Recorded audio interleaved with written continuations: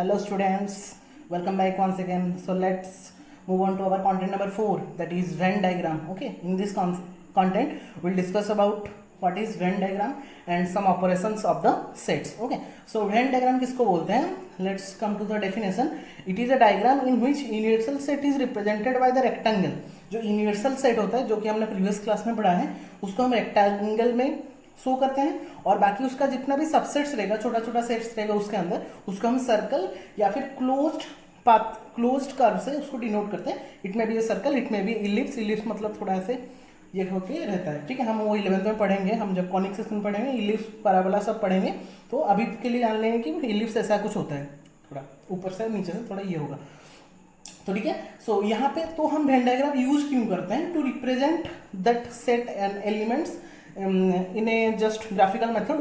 We are using our Venn diagram, जहाँ पे कि यूनिवर्सल सेट. तो यूनिवर्सल सेट का मतलब क्या होता है? प्रीवियस क्लास में हमने पढ़ा था कि एक पर्टिकुलर कॉन्टेक्स्ट में अगर सबसे बड़ा जो सेट रहता है उसको हम यूनिवर्सल सेट बोलते हैं. तो सबसे बड़ा जो सेट रहता है उसको तो हम टोटल कॉपी में रिप्रेजेंट नहीं कर सकते.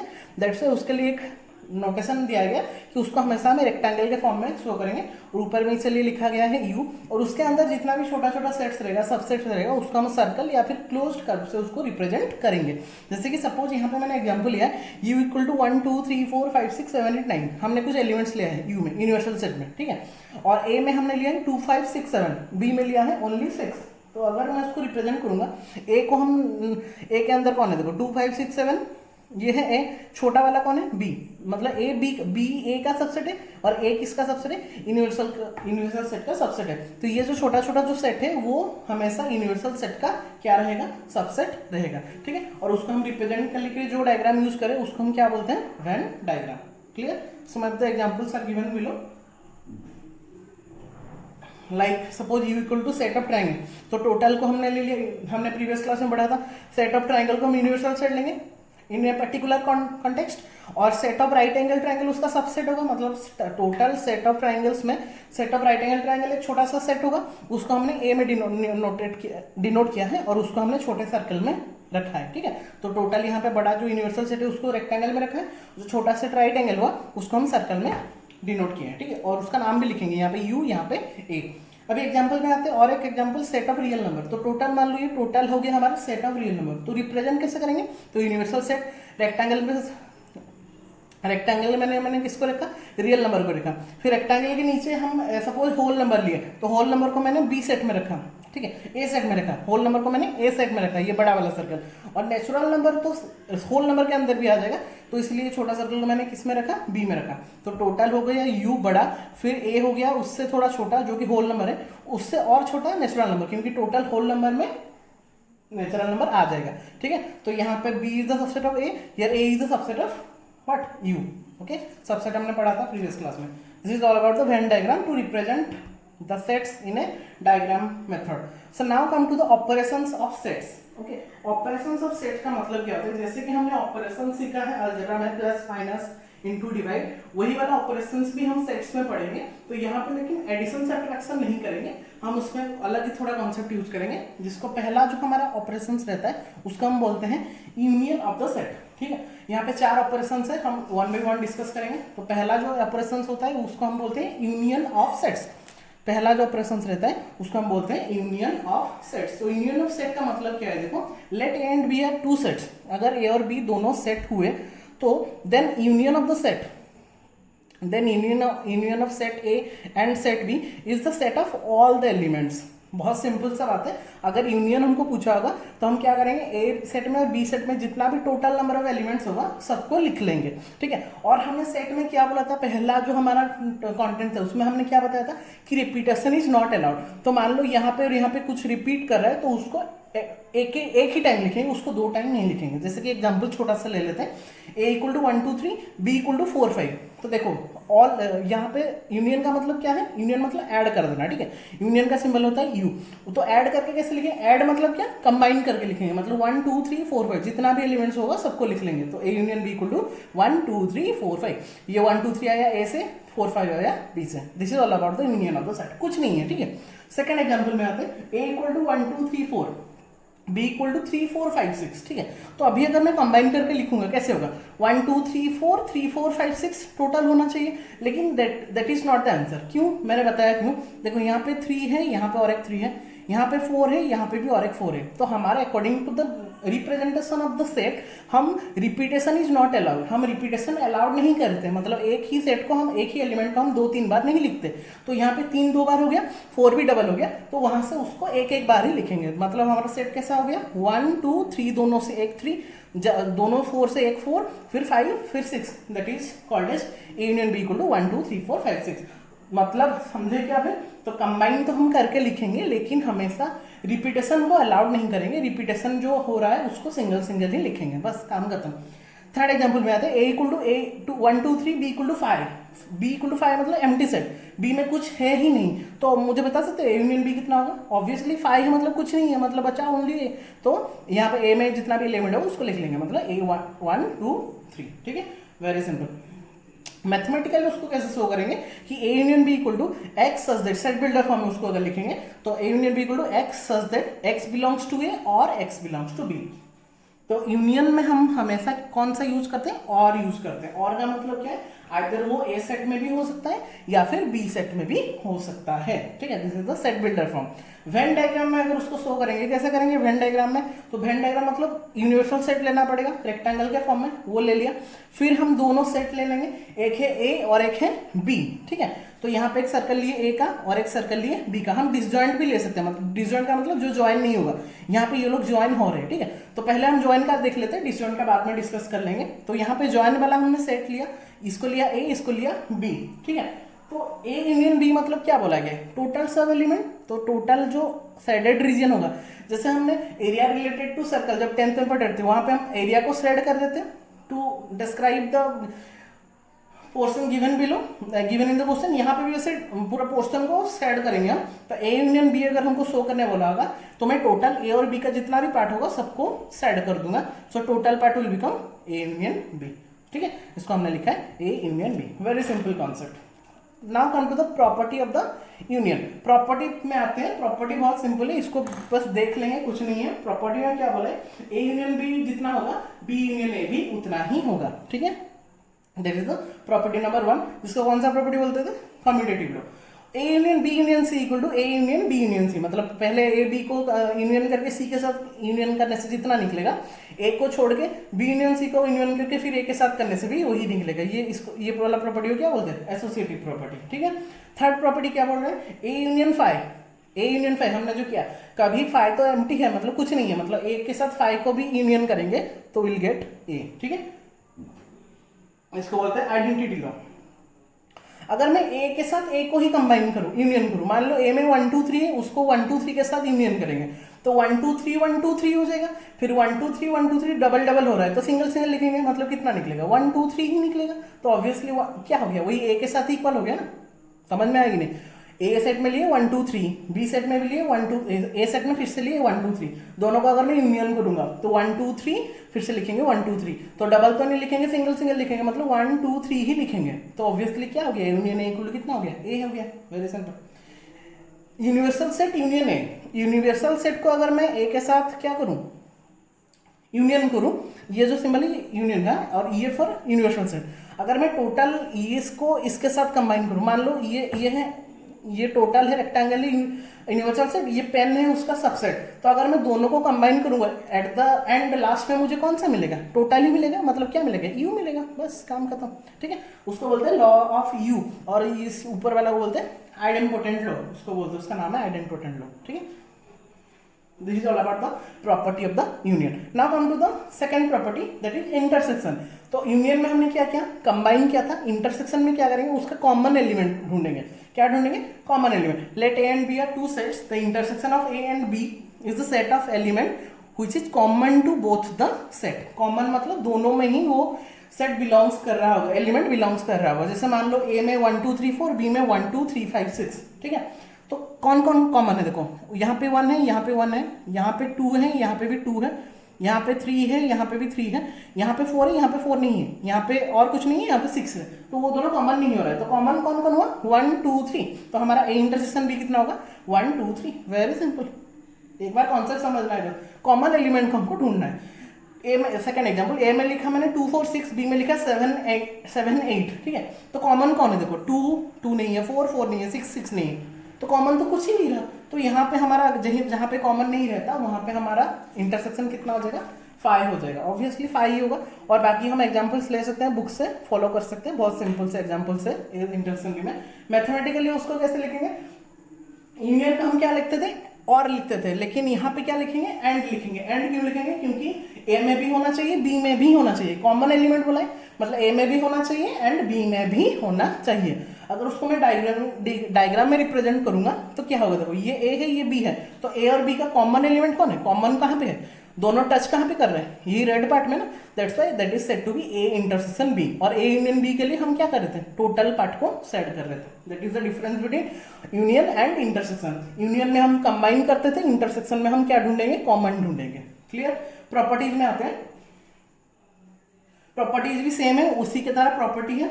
और देखो यहाँ पे सपोज मैं दोनों डिसजॉइंट सेट ले लेता हूँ, डिसजॉइंट मतलब जो कि जॉइंट नहीं होंगे, तो उनके दोनों का इंटरसेक्शन कितना होगा, कभी भी यहाँ पे कॉमन एलिमेंट मिलेगा क्या, ये ए है यहाँ पे, बी है यहाँ पे, तो इन दोनों के बीच कुछ भी कॉमन एलिमेंट मिलेगा। और जहाँ पे कॉमन एलिमेंट नहीं मिलेगा उसको क्या बोलेंगे, 5 बोलेंगे।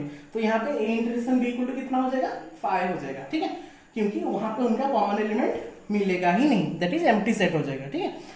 प्रॉपर्टी में आते हैं, यहाँ पे भी कम्यूटेटिव लो, A intersection B equal to B intersection है commutative, A intersection B intersection C equal to A intersection B intersection C. Associative लो, ए इंटरसेक्शन 5 इक्वल टू 5 होगा। अगर ए के साथ मैं 5 को इंटरसेक्ट करूंगा, एक कुछ ये है ए, इसके साथ कुछ को मैं इंटरसेक्ट नहीं करूंगा, 5 मतलब तो कुछ नहीं है, तो उनका इंटरसेक्शन पॉइंट कितना होगा, ए ही होगा, सॉरी 5 ही होगा, क्योंकि उनका कुछ मतलब वैल्यू ही नहीं निकलेगा, क्योंकि 5 तो कुछ नहीं है और इंटरसेक्ट करने से भी कुछ नहीं निकलेगा, that's why that will become 5। और u के साथ अगर a को हम क्या करें, इंटरसेक्ट करें, मान लो ये टोटल है u और पेन को मैंने लिखा a, तो इनका इंटरसेक्शन पॉइंट, कॉमन पॉइंट कितना है, वही हुई पेन ही होगा ना कॉमन। ये टोटल है u, ये पेन है a, तो ये दोनों का मैं अगर बोलूँ इंटरसेक्शन मतलब कहाँ पे टच कर रहे हैं, तो ऑब्वियसली ये टोटल एक पेन के पॉइंट में ही टच करे, और पेन क्या है, ए है, तो union intersection universal set intersection A equal to कितना होता है, ए, इसको बोलते हैं लॉज ऑफ यू। और ऑब्वियसली ए के साथ ए को इंटरसेक्ट करेंगे, ए के साथ उसी को इंटरसेक्ट करेंगे, तो कॉमन एलिमेंट तो पूरा ए ही निकलेगा ना, तो A intersection A equal to how much, A. Very simple. Distributive law को थोड़ा देखते हैं। डिस्ट्रीब्यूटिव लॉ में कुछ नहीं है, डिस्ट्रीब्यूटिव लॉ में क्या होता है ना, A union B intersection C equal to, बस डिस्ट्रीब्यूट हो जाएगा A union B intersection A union C, very simple. और इंटरसेक्शन में अगर करेंगे तो A intersection B union C equal to A intersection B union A intersection C. तो उसको जब मैं वेन डायग्राम में थोड़ा प्रूव करना चाहूंगा, देखो ये तीनों जो फिगर है, ये तीनों एलएचएस के लिए, मैं पहला वाला प्रूव कर रहा हूँ, ठीक है, सेकंड जो बीट है वो तो आप लोग प्रूव करना। तो ये सेकंड फर्स्ट बीट के लिए एलएचएस के लिए मैं ये तीनों 1 2 3 यहाँ पे 1 1 1 लिखा है देखो, और आरएचएस के लिए मैंने 2 2 2 मतलब ये दोनों को तीनों को रिप्रेजेंट किया है, ठीक है। तो पहले हमारा कौन सा देखो ए कौन सा है, ए को पहले मैंने रेड में दे दिया देखो ए। फिर यहाँ पे कौन है, बी इंटरसेक्शन सी, ए तो था रेड में, बी इंटरसेक्शन सी को मैंने ब्लू में किया है देखो, ये ब्लू में किया है, बी इंटरसेक्शन सी मतलब बी और सी का कॉमन पॉइंट्स।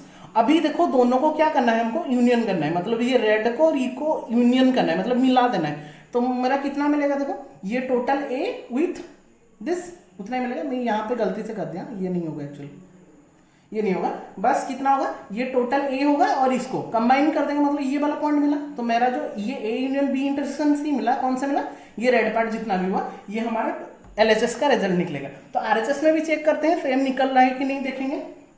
तो आरएचएस में पहले कितना है, ए यूनियन बी, तो ए यूनियन बी को मैंने किसमें डिनोट किया है, ए यूनियन बी को हमने किसमें किया है, रेड में किया है। तो ए यूनियन बी मेरा कौन सा हो गया, ये टोटल ए और बी का टोटल हो गया ए यूनियन बी। सेकंड में क्या है, ए यूनियन सी, यहाँ पे हम ब्लू में किया है, ए और सी को ब्लू में किया है, ब्लू में, ठीक है। ध्यान से देखना, फोटो में अच्छे से क्लियर में दिखा देगा। रेड में हम ए यूनियन बी को किए हैं और ब्लू में किसको किए, ए यूनियन सी को किए, ये वाला किए। तो कॉमन एलिमेंट कौन मिलेगा, वो इंटरसेक्शन पूछा है ना, इंटरसेक्शन मतलब कॉमन एलिमेंट। तो ढूंढने का सबसे अच्छा तरीका क्या है, दोनों अलग अलग टाइप का पेन यूज करेंगे। जैसे कि मैंने यहाँ पे रेड यूज किया, यहाँ पे ब्लू यूज किया। तो इंटरसेक्शन मतलब वो टच कर रहा होगा, ब्लू और रेड टच कर रहा होगा। तो ध्यान से अगर देखेंगे तो ब्लू और रेड, देखो यहाँ पे ओनली रेड है ऊपर वाला और यहाँ पे ओनली ब्लू है, ठीक है। लेकिन ये जो दिया जैसे हुआ है, यहाँ पे वो दोनों टच किए, यहाँ पे रेड भी है ब्लू भी है, ठीक है। तो वो जो पार्ट होगा वो कौन सा पार्ट होगा, दिस पार्ट। तो हमारा आरएचएस में कितना निकला, A union B intersection C कितना निकला, यहाँ से लेके ये वाला पार्ट। हमारा देखो एलएचएस में भी कितना निकला, यहाँ से लेके ये वाला पार्ट, आरएचएस में भी सेम पार्ट निकला। That proves that our distributive law also satisfy, that is A union B intersection C equal to excuse me A union B intersection A union C, ठीक है। That is the proving. तो excuse me, यहाँ पे हम bit to भी वैसे ही prove कर सकते हैं, बहुत सिंपल सा कॉन्सेप्ट है। अब यहाँ पे हम difference of set, difference of set तो कुछ ही नहीं है, डिफरेंस में हमको माइनस करना है बस। जैसे डिफरेंस का मतलब क्या होता है, माइनस करना, यहाँ पे भी हम क्या करेंगे, माइनस ही करेंगे।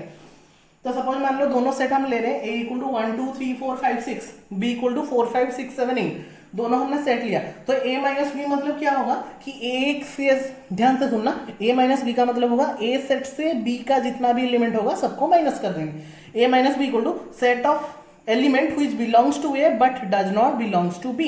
a में बिलोंग्स कर रहा होगा लेकिन b में बिलोंग्स नहीं कर रहा होगा। सिंपल सी भाषा में समझे तो a माइनस बी का मतलब a से b का एलिमेंट को माइनस कर देंगे, और b माइनस a मतलब b से a का माइनस कर देंगे। वेरी सिंपल, a माइनस b करेंगे।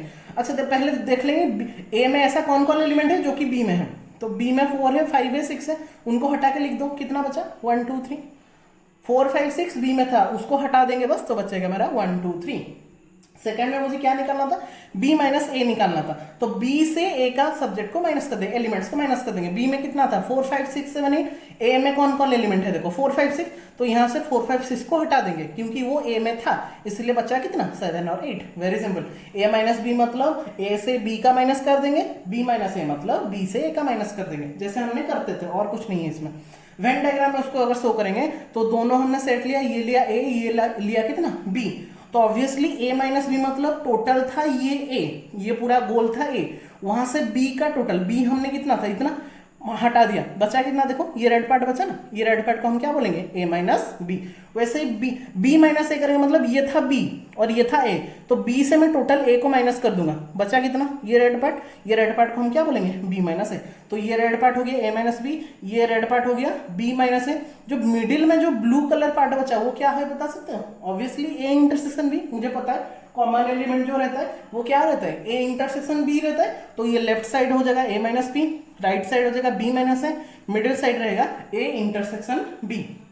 तो तीनों ही एक दूसरे से लिंक नहीं है, देखो ये अलग है, ये भी अलग है, ये बीच वाला भी जॉइंट नहीं है एक दूसरे के साथ, ठीक है।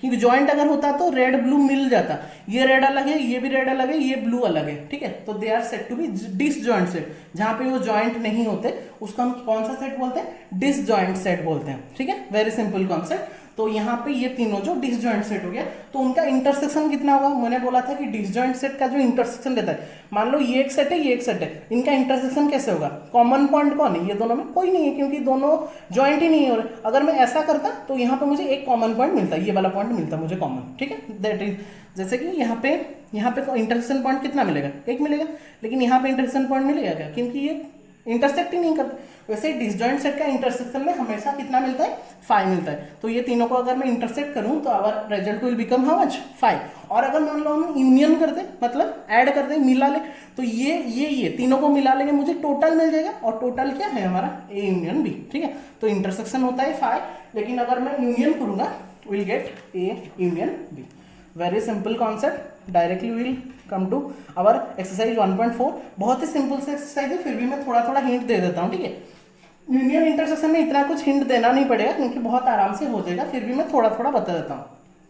1 नंबर में हमको यूनियन करना था, x equal to 1 3 5, y equal to 1 2 3। तो हमको क्या करना है, कंबाइन करके लिखना है। तो 1 3 5 1 2 3 उतना तो नहीं लिखेंगे, हमको अभी थोड़ा सा आइडिया आ गया कि मैं मतलब डबल नहीं लिखूंगा।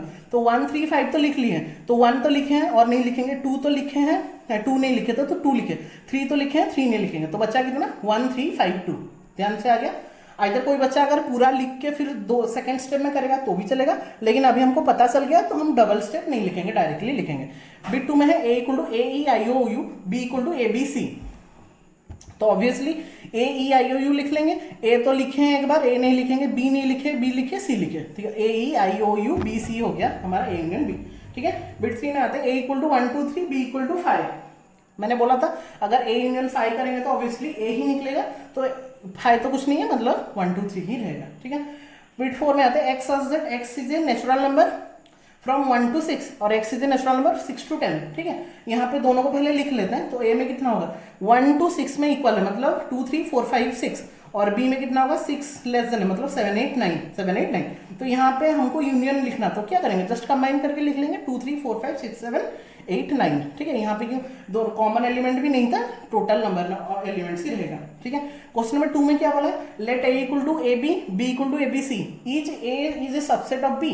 वो पूछा है कि a b का सबसेट होगा क्या, ऑब्वियसली होगा। यहाँ पे है a है b है, यहाँ पे भी है। सबसेट का डेफिनेशन क्या था, if every element of set A are in set B, then A is said to be subset of P। तो यहाँ पे सेटिस्फाई कर रहा है तो हम उसको लिख सकते हैं। तो A सबसेट ऑफ B लिखते हैं, तो यस यार A is a subset of B because all the elements of A are in B। और पूछा है what is A union B, A union B कितना होगा, ए बी, यहाँ पे ABC, तो AB तो ऑलरेडी लिख लिए हैं, मतलब ओनली C लिखेंगे, मतलब A, B, C, और A, B, C ये क्या है, कौन सा सेट है, B है। तो यूनियन B यहाँ पे आंसर मेरा कितना निकला, B निकला, ठीक है। Very simple. Okay, question number कितना में आते हैं, क्वेश्चन नंबर 3 में आते हैं। If A and B are two sets such that A is subset of B, then what is A union B। तो वो बोला है कि अगर A B दो सेट है जहां पे कि A is a subset of B, A is a subset of B है, तो वो बोला है कि then what is A union B। तो जैसे कि हमने यहाँ पे किया, ऑब्वियसली अगर A B का सबसेट था तो A यूनियन B कितना निकला मेरा, B निकलेगा। यहाँ पे भी वैसे हमने लिखा है, अगर A यूनियन B हुआ तो X बिलोंग्स टू A और X बिलोंग्स टू B, ठीक है। तो यहाँ पे वो क्या किया ना, X such that X belongs to B होगा। क्यों होगा, क्योंकि अगर हमने सबसेट लिया मतलब obviously that belongs to B also, ठीक है। तो A सबसेट ऑफ B मतलब क्या है, अगर वो A में हुआ तो वो B में भी हो सकता है, हमने थ्योरी में पढ़ा था सबसेट में, ठीक है। तो टोटल ऑब्वियसली, तो टोटल जो हमारा A यूनियन B निकलेगा that will also become how much, B। Just हमने जो ये किया वही इसी को थियोरिटिकली लिखा गया। यहाँ पे B निकला था ना आंसर मेरा, तो यहाँ पे भी आंसर कितना निकलेगा, सेम क्वेश्चन में इसका आंसर भी कितना निकलेगा, B ही निकलेगा। Very simple. क्वेश्चन नंबर 4 तो करना नहीं है, खुद करना है। A B C D दिया है, A यूनियन B निकालना है, लिख सकते हैं। A यूनियन C निकालना है, लिख सकते हैं। A union B union C निकालना है। तो एक साथ ना लिख के क्या करेंगे ना, एक एक करके करेंगे। जैसे कि मैंने पहले A यूनियन B किया, फिर C किया। कोई बच्चा अगर करेगा B यूनियन C को करके A में करेंगे तो भी हो जाएगा, बस देख के लिखना है। हाँ, और एक बात का ध्यान रखना है कि कॉमन जो एलिमेंट होगा उसको डबल नहीं लिखना है, सिंगल सिंगल ही लिखना है। आप लोग कर सकते हैं खुद, मैं फिर भी कर दिया हूँ, जस्ट थोड़ा रिकअप कर देना, ठीक है। Find the intersection. इंटरसेक्शन का मतलब क्या होता है, कॉमन एलिमेंट 1 3 5 1 2 3, तो कौन कौन कॉमन है, 1 1 3 3, तो ऑब्वियसली 1 3 कॉमन हुआ, तो 1 3 is the common element. A intersection B, यहाँ पे A E I जो 1 नंबर था उसी का हम यूनियन किए थे, उसी का ही हमको क्या करना था, इंटरसेक्शन करना था। आराम से कर पाएंगे, जहां जहां पे कॉमन एलिमेंट जो जो रहेगा उसको हम क्या करेंगे, उसको लिख लेंगे, बस काम खत्म। 6 और 7 होमवर्क रहा, बहुत सिंपल सा क्वेश्चन है। क्वेश्चन नंबर 8 में आता है। 8 का बिट 1 बोला है कि एक सेट दिया है 1 2 3 4 और एक सेट बिल्डर में दिया है, तो पहले उसको लिख लेते हैं। x is a natural number and 4 less than equal to x less than equal to 6, मतलब 4 इंक्लूड होगा, 6 भी इंक्लूड होगा, मतलब 4 5 6 होगा ऑब्वियसली। तो यहाँ पे था 1 2 3 4, यहाँ पे हुआ 4 5 6। तो वो पूछा था हमको कि आर दे डिसजॉइंट, डिसजॉइंट होने के लिए मेरा इंटरसेक्शन कितना होना पड़ेगा, डिसजॉइंट होने के लिए हमारा इंटरसेक्शन कितना होता है, 5 होता है। तो हम चेक करते हैं 5 निकलेगा क्या। यहाँ पे 1 2 3 4 था, यहाँ पे 4 5 6, तो इंटरसेक्शन कितना हो जाएगा, कॉमन एलिमेंट यहाँ पे 4 है, यहाँ पे भी कितना है 4 है, तो ऑब्वियसली ए इंटरसेक्शन भी कितना निकल गया, 4 निकल गया, and that is not equal to 5। अगर 5 होता तभी डिसजॉइंट होता, तो it is not belongs to 5, तो it is not, it is disjoint, sorry. Okay, disjoint का मतलब हमारा नॉट डिसजॉइंट है। तो अगर वो 5 निकलता, अगर कुछ डिसजॉइंट निकल गया, मतलब वो कभी भी डिसजॉइंट नहीं होगा। डिसजॉइंट का मतलब क्या होना चाहिए, इंटरसेक्शन 5 होना चाहिए, तो यहाँ पे इट इज नॉट डिसजॉइंट, ठीक है। Very simple question. यहाँ पे बोला A E I O U C D E F, A E I O U C D E F, तो कॉमन एलिमेंट तो यहाँ पे दिख रहा है कि ई यहाँ पे भी है, ई यहाँ पे भी है, तो कभी भी डिसजॉइंट नहीं हो सकता, ठीक है। तो set are not disjoint. x is an even integer, x is an odd integer, okay, x is an even integer, x is an odd integer, कभी भी वो सेम होगा क्या, ऑड इंटीजर उसका ऑड इंटीजर में चलेगा, इवन इवन में, कभी भी वो इंटरसेक्ट नहीं करेंगे। यहाँ पे हम उसको बोल सकते हैं कि it is a disjoint set. So given set है disjoint set because there is no natural number which is both even and odd. Obviously एक ऐसा नेचुरल नंबर कभी भी हम नहीं ला सकते जो कि इवन भी होगा और क्या होगा, ऑड भी होगा। क्वेश्चन नंबर 9 में आते हैं, A B C D given है, ए माइनस बी करना है। डिफरेंस हमको अच्छे से पता है, ए माइनस बी मतलब ए से बी का माइनस करेंगे। तो ए में कौन कौन बी का है, देखो ए में मुझे मिला पहला ए में 12 को माइनस करेंगे और कुछ भी नहीं है, तो कितना होगा 3 6 9 15 18 12 21 3 6 9, बस हम 12 को माइनस कर दिए क्योंकि वो बी में था। ए माइनस बी मतलब ए का सब एलिमेंट, ए से बी का जितना जितना माइनस होगा, जितना जितना एलिमेंट होगा उसको माइनस। ए माइनस सी मतलब ए से सी का एलिमेंट को माइनस करेंगे। ए माइनस डी मतलब ए से डी का एलिमेंट को माइनस करेंगे। ठीक है, क्वेश्चन नंबर 10 में आते हैं। बहुत सारा बिट है वो खुद करेंगे। ठीक है, मैं बस हिंट दे दिया था। x equal to ABCD, y equal to F B D G, then find x minus Y and y minus X. आराम से कर सकते हैं, इसमें भी बोलना नहीं है। x से y को माइनस करेंगे, y से x को माइनस करेंगे। Question number 11, if r is a set of real numbers and q is the set of rational number, then what is r minus q। ये तो दिख रहा है कि r रियल नंबर है, q है हमारा रेशनल नंबर। तो रियल नंबर से रेशनल नंबर को माइनस करने से हमको पता है कि rational number plus irrational number equal to r होता है, ऑब्वियसली ये सुनो।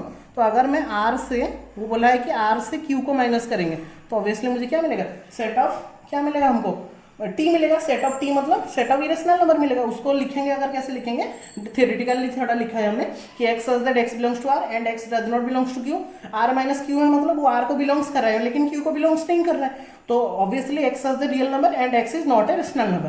तो वो रियल नंबर होगा लेकिन रेशनल नंबर नहीं होगा। और अगर वो एक रियल नंबर है बट रेशनल नंबर नहीं है, मतलब ऑब्वियसली वो कौन सा नंबर मिला, इरेशनल। तो सच that x is A irrational number and that is given by the set t। So it is, तो एक नंबर आइदर वो रेशनल हो सकता है या फिर इरेशनल हो सकता है। ठीक है, बोथ तो कभी भी नहीं हो सकता। इसलिए r से अगर मैं रेशनल को माइनस कर दिया तो मुझे क्या मिल जाएगा, मुझे एक इरेशनल नंबर मिल जाएगा जो कि t में डिनोट करते हैं उसको, and that's why r minus q is equal to how much, t, and t represents the set of irrational number. Question number 12 करेंगे, बहुत ही सिंपल है, आपके लिए छोड़ा है। रेस्ट जितना भी क्वेश्चन है मैं बहुत सारा छोड़ दिया हूँ, वो जितना भी होगा आप लोग करके मुझे असाइनमेंट सबमिट कर लेना। और that's all for today. That is content number 4. In the next 2 content we will continue to the other operations of sets and we will conclude the chapter also. Okay, so till then take care. Just complete the assignment and give it to me by today only. Okay, thank you all, have a nice day all of you.